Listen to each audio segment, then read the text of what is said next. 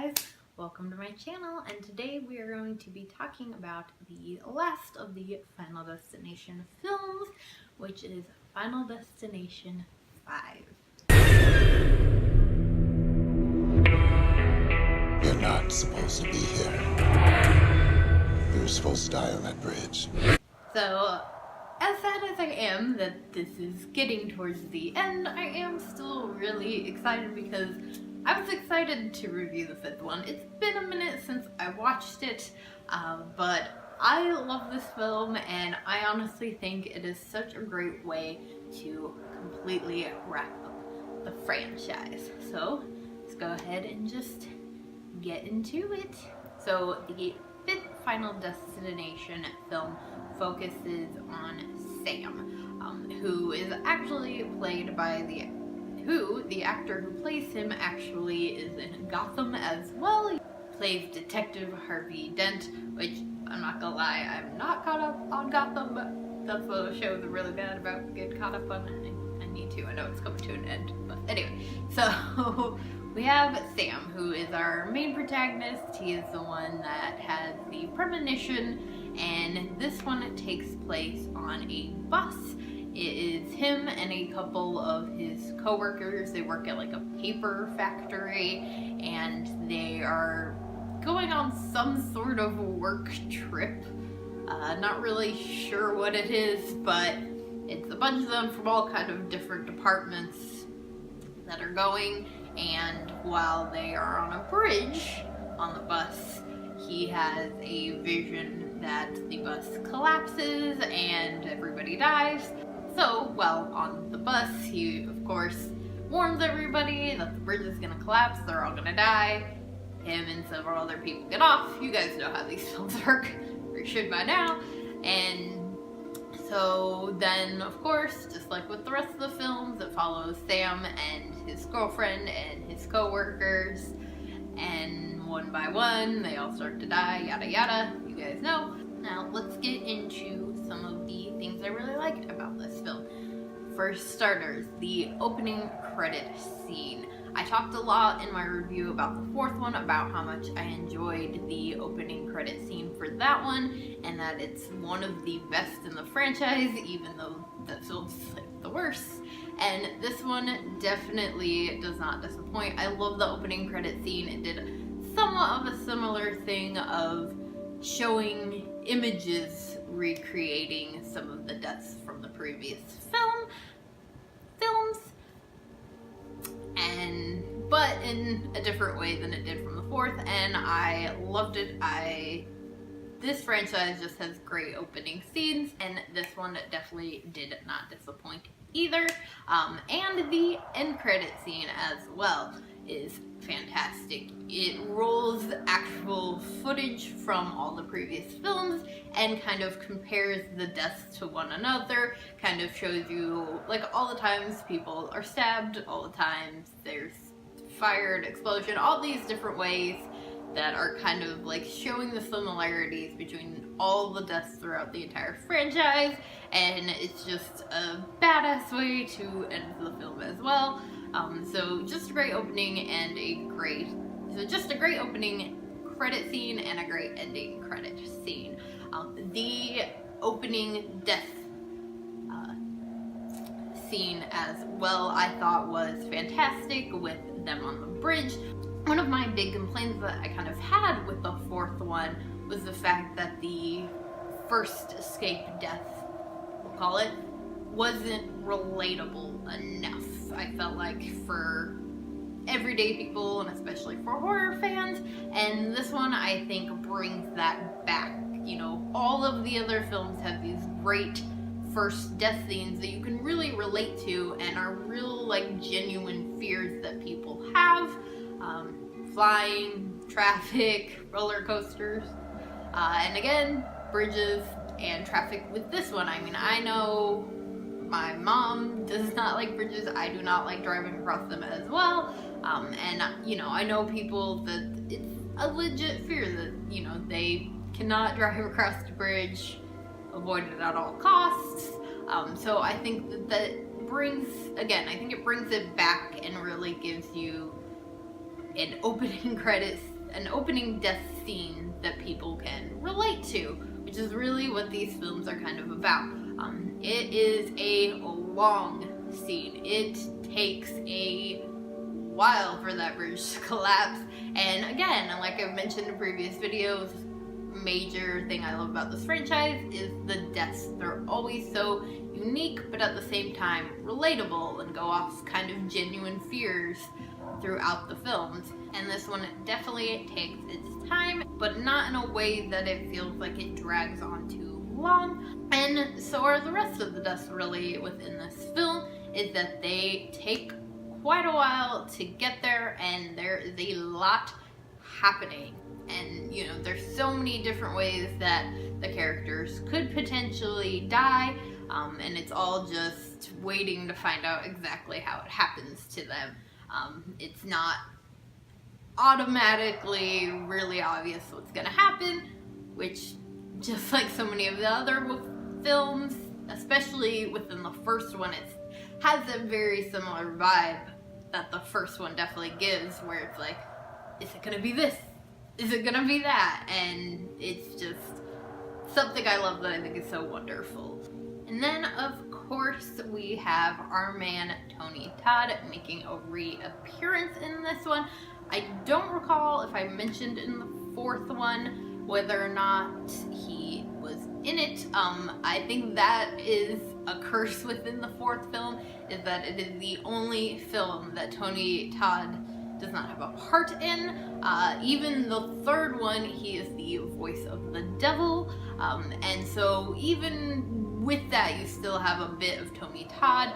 With the fourth one, you didn't, but he gets brought back for the fifth one, and he plays quite a bigger part within this one. You see him a lot. He reappears a lot. He's still a coroner, so he is at he's at the scene of every single death, which I thought was very interesting. I of course loved, because I love Tony Todd, but I did think it was interesting that that didn't happen in the previous films, but I feel like it kind of makes sense if you know how this one ends, which of course we will be talking about that epic ending, and for anyone that hasn't seen it, I will give you a bit of a spoiler warning before I get right to talking about the end.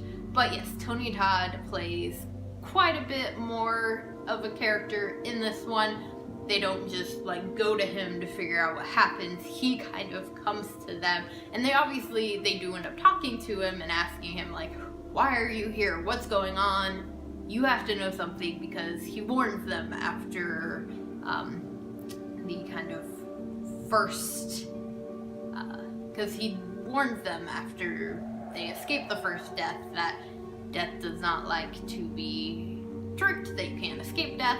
So when they see him again, they ask him like, hey, dude, what was that all about?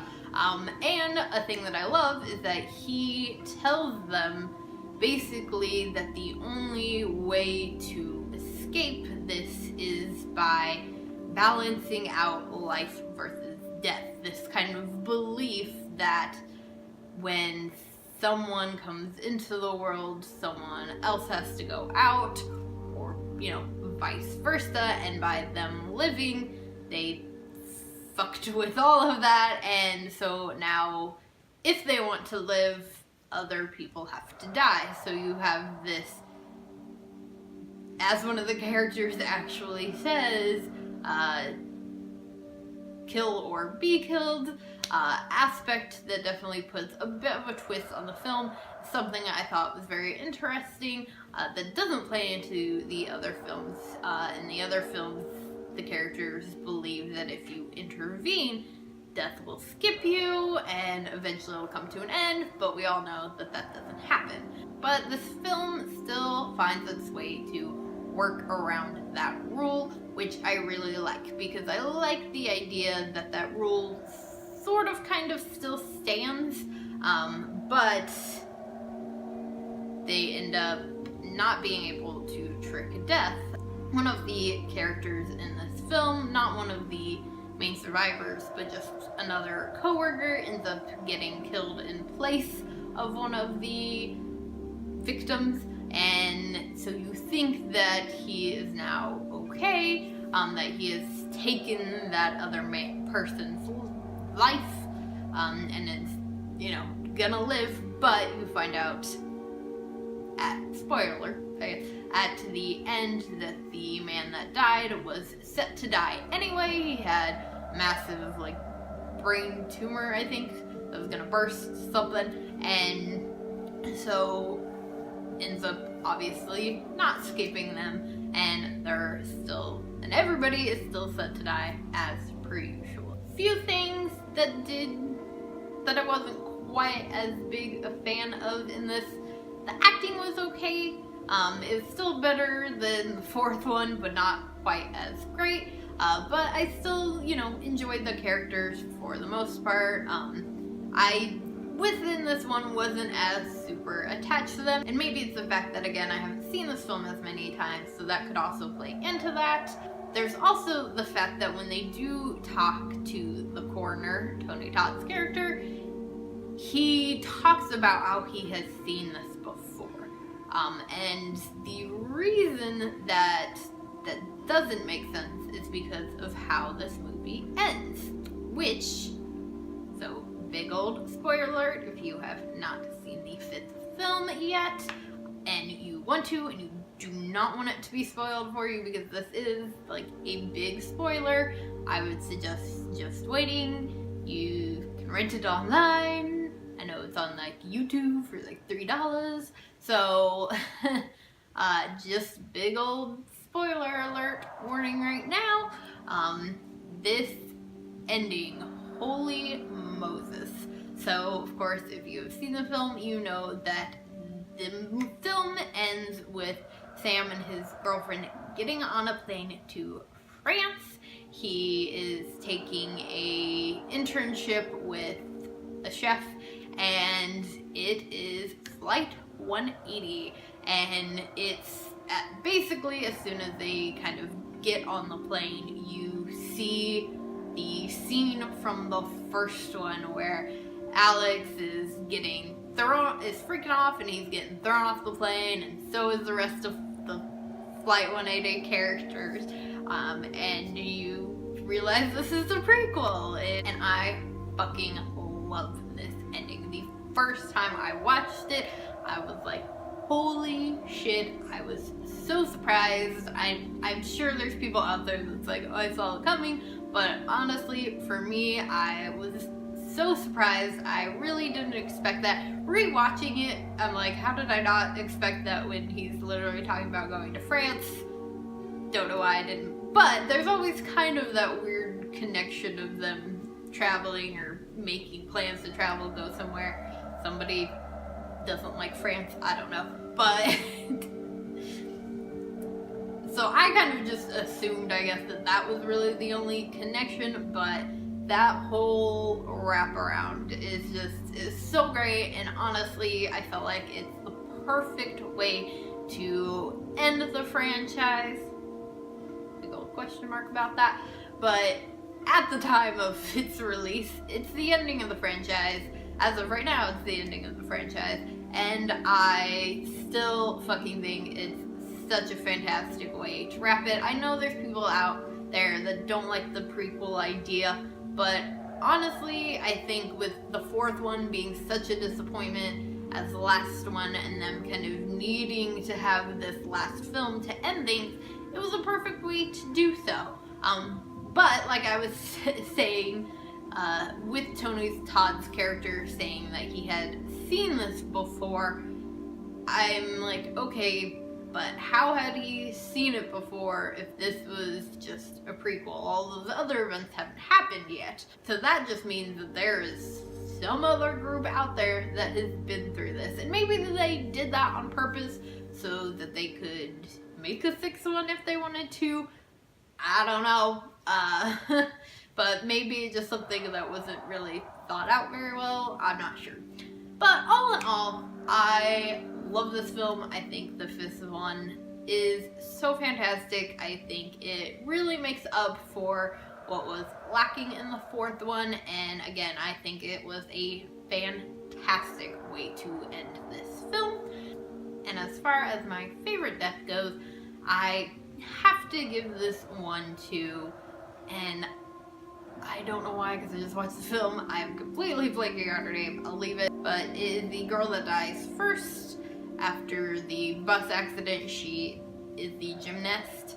I loved her death. I really liked her character, and it really bums me out every time that she doesn't kind of make it further into the film, but I really liked her death. I thought that whole scene was pretty intense. Again, there's a lot of those moments where you're just kind of waiting to figure out how she's gonna die. There's so much going on.